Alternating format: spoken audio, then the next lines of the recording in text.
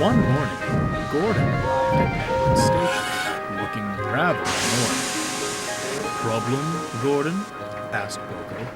There is something to be said for quiet engines like you, Boko. I understand we must whistle for the plate layers, but some of it is most excessive.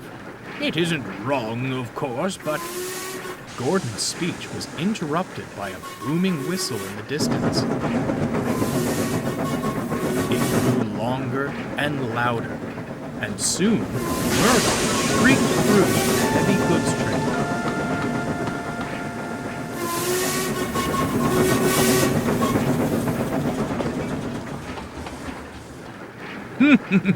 I rest my case.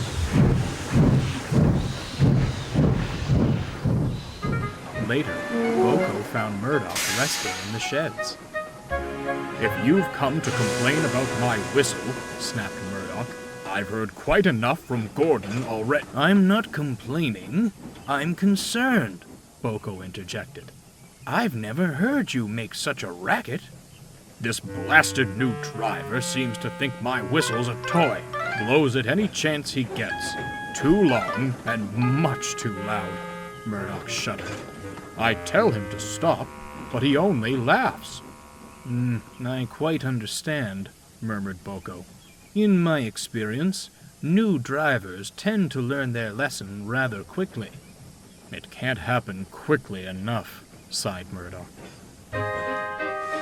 One morning, mist shrouded the island, and a light rain made the rails damp. Plate layers were inspecting the tracks on the main line.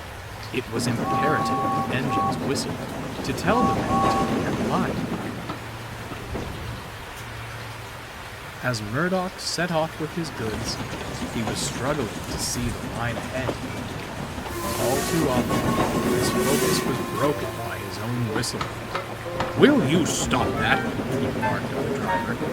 This journey will be hard enough without you making that racket.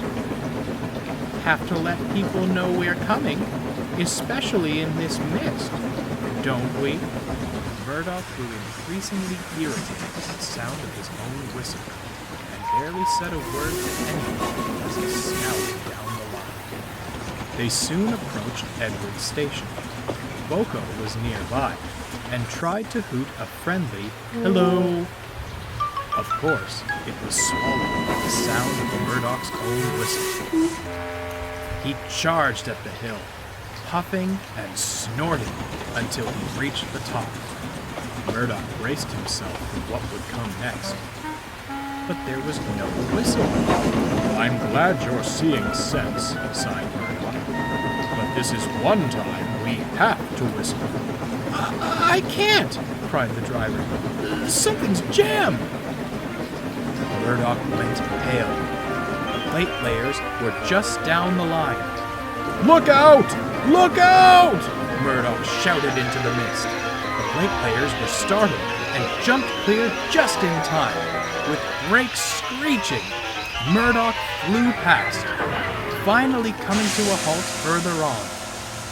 Everyone breathed a sigh of relief. Soon, Boko arrived to help.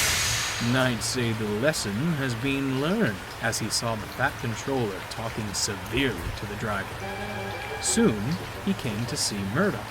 I'm very proud of you, Murdoch. Your quick thinking prevented a very nasty accident. We'll soon have you mended. For now, I'm sure you'll enjoy some whistle-free moments of peace.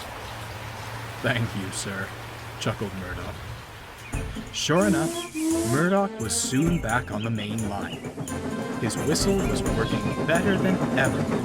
The driver had volunteered to assist the plate layers with repairing the line. Whenever he heard Murdoch's whistle, he smiled, knowing it meant one of two things: a warning to stand clear, or a means of aggravating Gordon.